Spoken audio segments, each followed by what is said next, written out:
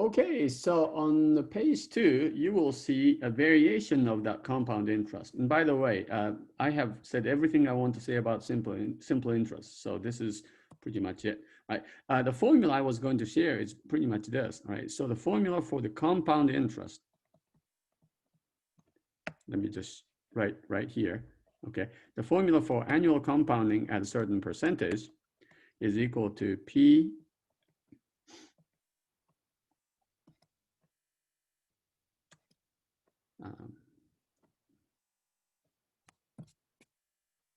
oh, okay, so now we have a problem. Okay, so this is P sub n is equal to, what is that? It's P, the principal, right, times 1 plus R, because that's the interest rate, R is the interest rate, raised to the nth power, okay? So n is the number of times it's compounding, it's once a year for n years, and R is the rate at which it's compounding each time, right?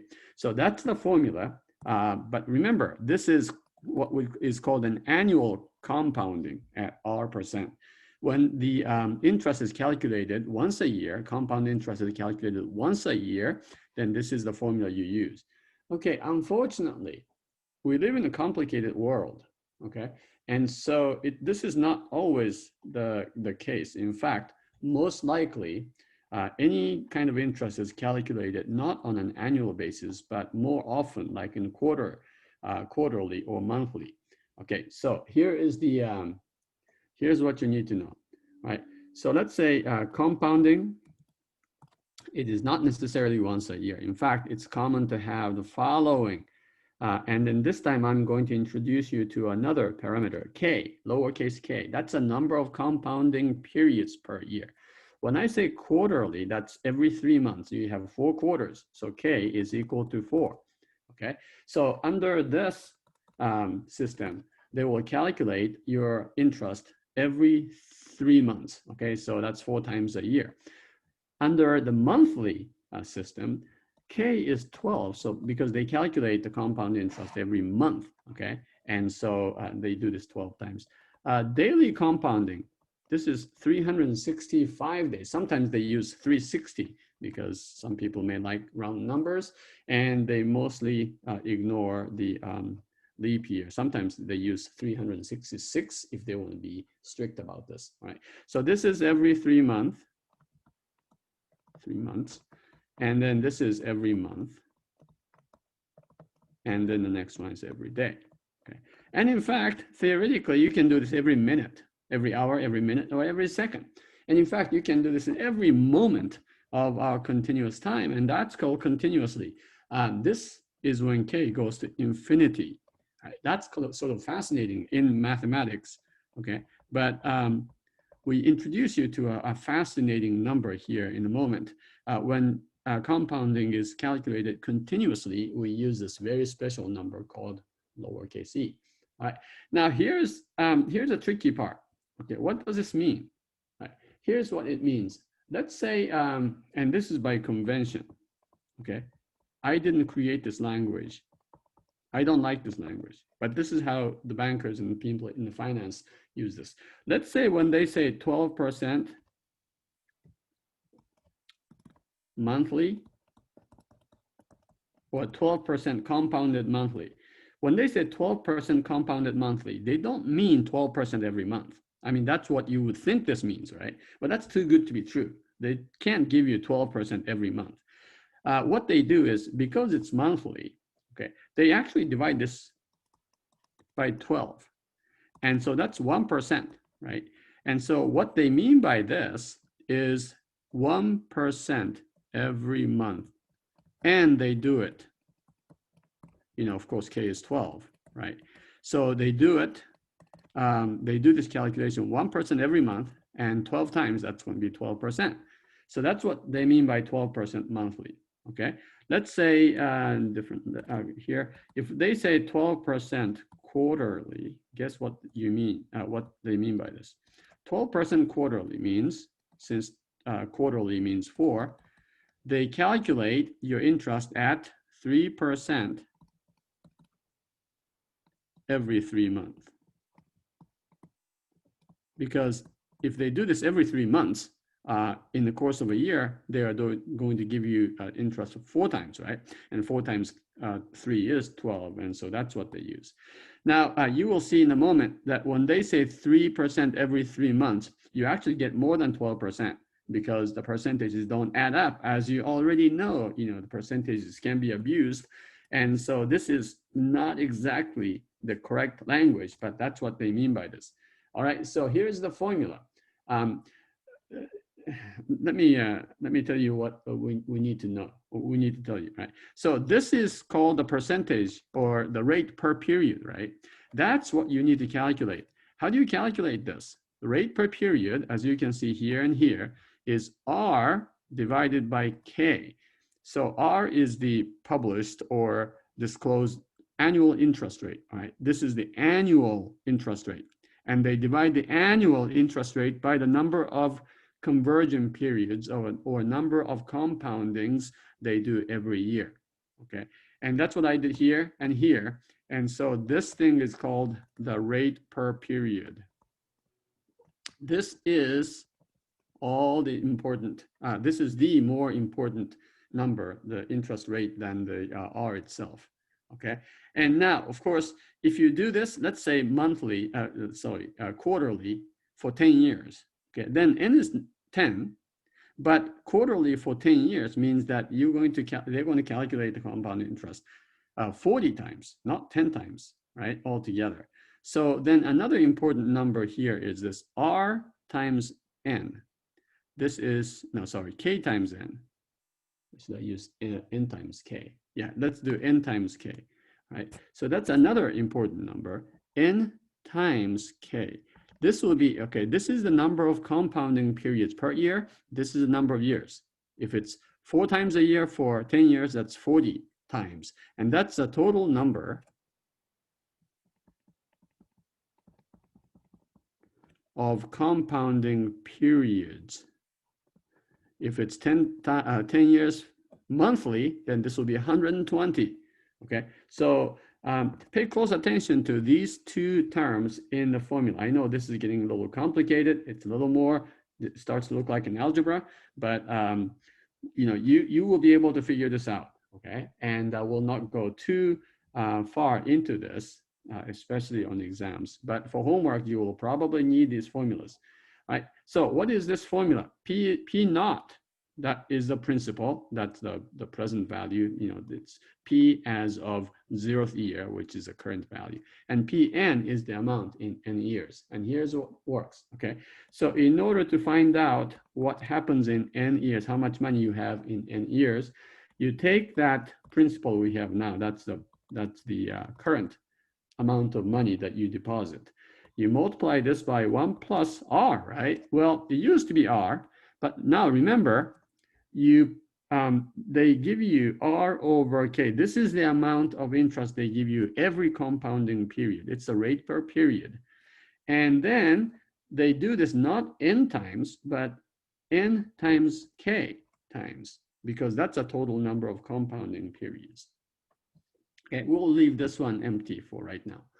Okay, so I know this looks really complicated, right? But I hope you can follow this, follow carefully, and you should be able to figure this out. All right, so here's an example. Let's say you have $3,000 you're going to deposit. How much are you going to have in 5 years at 3% quarterly, 6% monthly, and 5% continuously? We'll talk about this in a minute. All right, so let's look at the first one first. In this case, do you realize that R is 3%? That's 0.03. And by the way, you should always write percentage in terms of the decimal number. And quarterly means K is 4. Okay. In other words, if you divide 3 by 4, you get 0.75. That's 0.75% each quarter. Okay, that's what it means. In terms of the formula here, after 5 years, okay, after 5 years, okay, so this means N is equal to 5. After 5 years, how much are you going to get? It's $3,000. Okay, remember, that's the base number, multiplied by, 0.03 divided by 4. Okay, and that's going to be 0.0075 because it's 0.75%.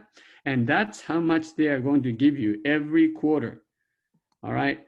Now for 5 years, but that's not 5, because if they do this compounding every quarter, then 5 times 4 is the number of compounding periods in the 5-year periods. Does it make sense? Quarterly for 5 years means they are calculating this 20 times. Okay, so you get 0.75% each time, 20 times. Okay, and this is the part, of course, you calculate first. All right, and you can go ahead and calculate this. Actually, we will do that together. Right. Next, after 5 years, still, okay. If it's 6% monthly, then what? Then you do 1 plus, remember it's 0.06 now, right? 6% divided by what? Monthly means 12. Remember, 6% monthly is the same thing as 0.5% every month. Okay, I know it sounds weird. 6% monthly should mean 6% every month, but when they say compounding 6% monthly, what they mean by that is 0.5% every month, which supposedly add up to 6% for the year, which it doesn't, but okay, that's a separate issue. All right, so you take 0.06, that's 6% divided by 12, that's 0.005, and that's 0.5% or half of a percent. And then you add 1 to it, and then you raise it to what? The total number of compounding periods. Remember here, R is 0.06, K is 12 because it's monthly. And so you multiply 5 by 12 because there are 60 months in the 5-year period. Okay, so you calculate these, all right, and I'll show you how to calculate each of these in just a second.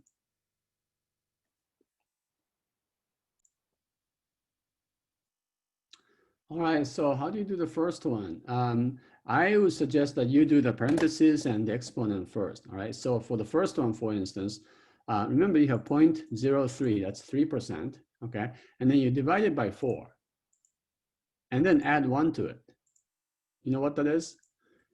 So far I have 0.03 divided by 4 plus 1, that's 1.0075. That's inside the parentheses, okay? And then you take that to the 20th power, right? 5 times 4 is 20. So let's raise this to the 20th power, to the power of 20, all right? And so now you can see what I'm doing here. That is, this is a big number.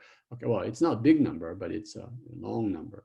And then you multiply this by 3,000, which is your initial deposit, okay? And that's going to give you this amount, which is P5 if you have 3% quarterly. $3,483.55. Go ahead and write that number down for the first one, part A of this problem, okay? So the answer is, and I'll show this again, but $3,483.55. Everything else should get truncated or rounded down. All right, now let's go to the next one. Next one will be 0.06 divided by 12, because this is 12% monthly, and that's going to be 0.005, indicating that they'll give you 0.5% or a half of a percentage point every month, right? And then you add 1 to it because 100% is added to it. In other words, every month your amount is going to be 1.005 times the previous amount. And then of course you raise it to the, not multiplication, but raise it to the 60th power, because 60 is the total number of compounding periods. In other words, 5 times 12, right?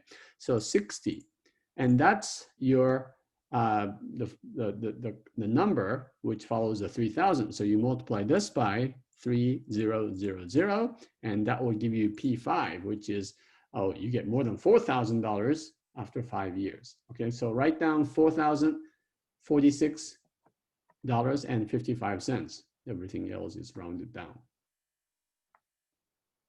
Okay. Okay, so that's the number we found here for the quarterly, 3% quarterly. and this is 6% monthly. And you can see there's a significant difference even after 5 years. Of course, one is 3% and the other is 6%. All right, so that's what you can see. Now, I didn't talk about this continuous compounding. Continuous compounding doesn't quite work that way because k becomes infinitely large, and this becomes infinitely large, which means this number will get really, really small, and then this number gets infinitely large, which means the exponent gets very, very large. And so what happens? Well, the inside of the parentheses gets smaller and smaller, and the exponent gets bigger and bigger. Who wins? Well, it turns out there is going to be a very intricate balance, and the answer is it's going to compromise to a very, very specific number, okay? And that number is called E. Okay, so there is a separate, a completely different formula for continuous compounding.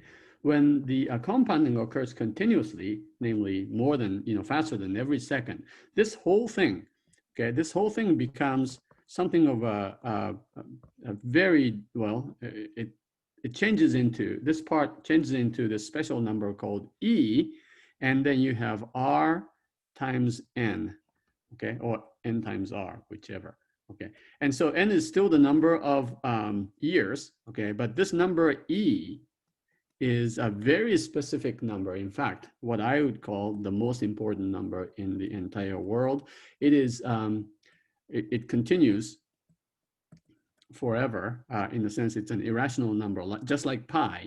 Pi has no repetition, it just keeps going on forever. And so this number actually occurs in all sorts of interesting ways and in very significant ways. And you can't do math or physics or science without this number E. And therefore, I believe it is the most important number in the entire universe. And in a sense, I think this number holds everything in the universe together.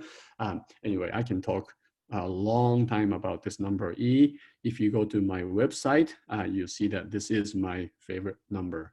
And I'm introducing you to like my best friend, and so you can read about E if you'd like. In fact, there's an entire book written about this one number. It's the title is called The Story of a Number.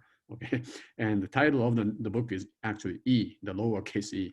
All right, but this E is the key for this continuous compounding system. All right, so P sub n is equal to this deposit amount times E to the R times N. Okay, so if you apply that for this one, 5% continuously, you take the $3,000, that's your initial deposit, you raise it to the E, or you raise E to the, multiply this by E to the what? 5%, 0.05 times 5 years. Okay, so this will be 3,000 times E to the, what's 0.05 times 5? That's 0.25. And this is going to give you the answer, okay? And I'll show you how to do that calculation. And by the way, this is what you will see in section 3, okay? Section 3 is all about continuous compounding. And so everything else is section 1. This continuous compounding with E is in section 3. So that's the part from section 3 that we are learning.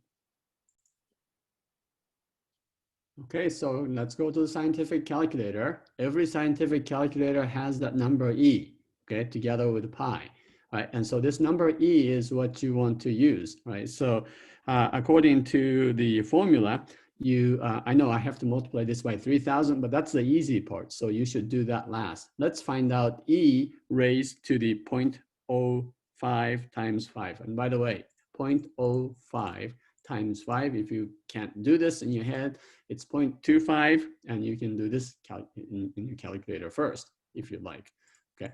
Anyway, you take E, raise it to the power of, remember, raise it to the power of 0.25. And that's going to give you this number with which you multiply 3,000. All right, so 3,000, so this times 3,000 is going to be your answer. Very simple, no fraction necessary here. And the answer is going to be $3,852 and 0.076. So this number 6 tells you to raise the 7 to 8, right? You have to round up the 7 to 8. So the answer will be $3,852.08. write that down, and then we'll finish this lesson in just a few minutes. Okay, so if you have 5% continuously compounding on $3,000 as a deposit, you end up in 5 years with $3,852.08. Okay, so the additional amount, which is $852.08, that would be the amount of interest that you are going to earn in the next 5 years. Okay, so that's fairly significant. All right, so I hope you know how to use the formula, how to use the calculator to apply these formulas to get these answers. Okay, again, this is not a random, meaningless calculation. This will very much be a part of, in fact, will be a very important part of your life, because all of you will be affected for the rest of your life by compound interest, whether it's about buying a home or buying a car and financing it, or even student loans. Okay, so let's do these last two questions. Suppose your unknown relative, oh, that would be nice. Unknown relative left you $1,000, okay, in an account at your birth. When you were born years ago, somebody left you $1,000, hoping that you would be attending college when you are 18 years old. Let's assume you're 18 today. The money has earned a high interest rate of 6% every month for 18 years without you knowing about it. Now that you're 18, you are entitled to get that amount. You're to claim amount so you can pay tuition to your college, right? Or maybe buy books, buy a book maybe. How much money do you have on your 18th birthday? Okay, how many textbooks can you buy? Well, that's a joke. All right, so how do you do that, right? So it's basically P sub 18, right? 18 years later, how much are you going to get? It's 1,000 times something, right? Let's try to figure this out. N is 18, that's 18 years, 6%. So R is equal to 0.06, okay, that's 6%. And how often do they calculate this? Monthly, right? K is 12. This is pretty much all you need. Of course, P is 1,000. P is the same as P naught. P sub 0 is called P naught. That's how we read the subscript 0 in mathematics. It's P naught, okay? And so you have $1,000 times, and you have 1 plus, remember you have 0.06 divided by 12, because this is 0.06 divided by 12 is the rate per period. And you multiply this by 18 times what? How many times? 12, right? And so this is what you will have to calculate. Now, you can do, if you do this in your head, that's okay. If you don't, that's fine too. You may want to multiply this part first. 18 times 12 is 216. And you say, oh yeah, that's 216 months of interest, compound interest. Each time they give you 0.5% on the previous month's, balance, okay? So this is what you will calculate. I suggest, again, you take your calculator and do 1.005 raised to 216. This part first, okay? And once you do that, you multiply that by 1,000, and you should get the answer of $2,936.77. Okay, go ahead and do this on your calculator to make sure you get this amount. Okay, again, you should do 1.005 raised to the 216th power first, and then multiply the answer by 1,000. Okay, so how much did it start with? Your unknown relative gave you $1,000. 18 years later, even with a rate of 6%, 18 years later, now you have 3 times as much money as invested, okay, 18 years ago. That's a pretty good deal. You will be able to buy a couple of books at least with this amount. Okay, now second one, last one. You want to buy some money to buy, you want to save some money to buy a car in the future, okay? Now you found a way to make your money grow by 8% quarterly. Okay, so R is 0.08, and quarterly means K is what? 4 times, right? If you want to save, if you want to have $20,000 in 3 years, okay? So here's a picture, timeline, okay? Now, okay, 3 years later, which is what? 12 quarters later, Okay, this is where you want to have $20,000 saved up, because in 3 years, when you're ready to buy a car, you would like to have $20,000 as down payment. How much money do you have to have now so that in the future you have 20,000? We haven't had a problem like this before. This is the first time you're asked to find that P, the initial deposit, P naught. How do you do that? Okay, well, let's use the same calculation. What we have is that you want P3, which is 3 years from now. You want this to be 20,000, right? Okay, so here's the how you set this up. P3, which is 20,000, we'll write this later, is P naught. Let's just write P. Okay, P and P naught are the same. P times or multiplied by 1 plus, okay, and then quarterly means 8% quarterly means basically 2% every quarter. 0.08 divided by 4 will give you the rate per period, and then you multiply, you raise it to the power of 3 years, 4 times a year. That's 12 compounding periods, okay? And so, and you want this to be equal to 20,000. And this is how you set up this problem, okay? All right, so P times, and let's go ahead and calculate this. That's 1.02, okay, 2%. And then raise it to the 12th power is 20,000. And you can go ahead and calculate this, okay? If you calculate this part, this will give you 1.26824. Try to write as many digits as possible. This is the 12th power of 1.02, okay? Now you have an equation here, a simple equation. P times this number is equal to 20,000. How do you find P? Well, you divide both sides by 1.26824, this amount you found, okay? So you can divide 20,000, you can go ahead and write this number down.